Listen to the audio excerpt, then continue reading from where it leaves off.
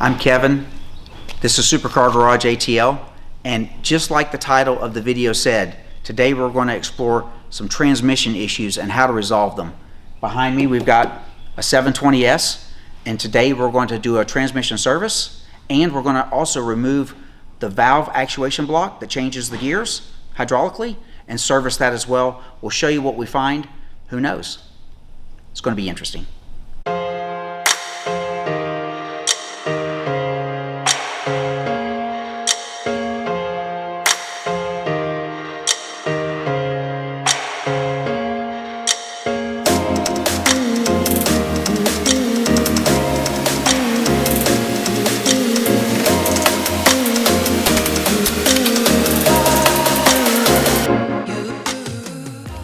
Hey Casey, should I add some grease or anything to my hands to look like I just did all this?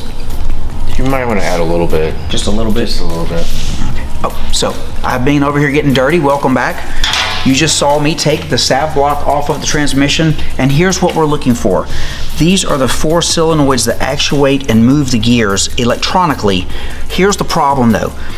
These actuators have magnetic sensors on the end, and the magnetic sensor is basically, the position of this is being read by a sensor on this side of the board.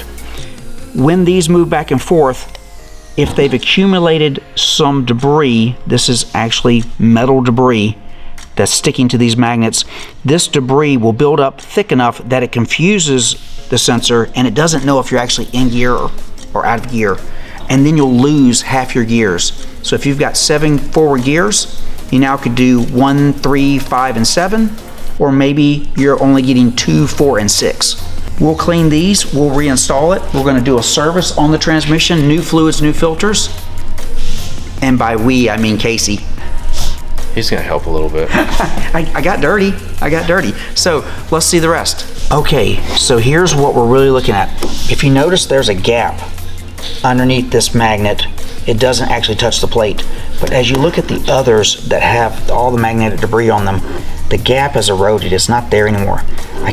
So we're going to clean all this debris off. Look at that. Ugh. Look at that one. See? It's just built up. It's a lot. Wow. And this one. So this is the problem. We're going to fix it up and make it nice.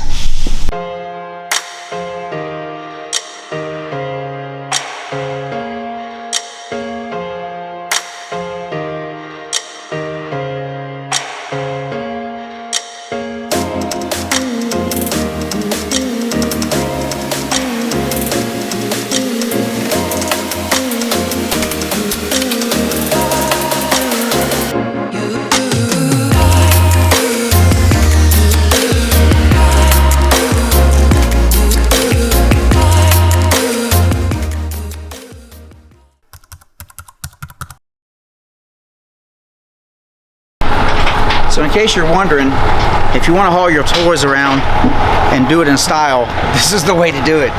This man has a heck of a rig right here.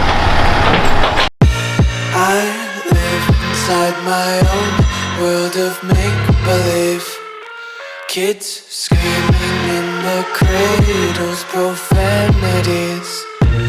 I see the world through ice covered in ink and bleach. Cross out the ones who heard my cries and watched me weep.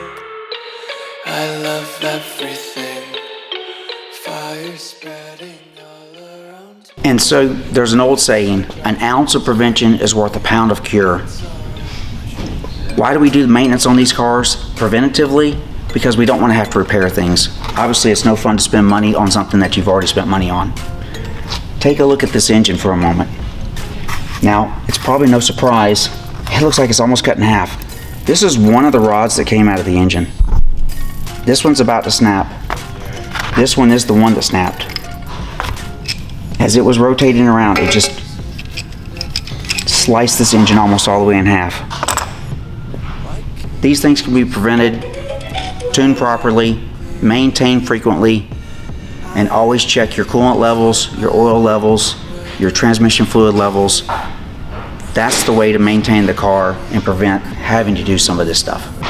In a future episode, you'll see us going through these engines, removing the cylinder liners, replacing pistons, sleeves, building, making them bulletproof. The rod is clearly the weakest link inside the engine. If you replace at least the rod, you can make a lot more horsepower and torque reliably with your McLaren. It's hard to breathe, but that's alright. Hush.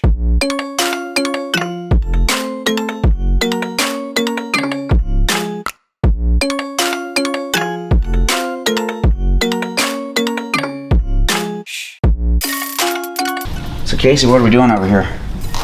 Oh, you know, a little tune-up action. Getting into your work? Oh yeah. I see you're very comfortable.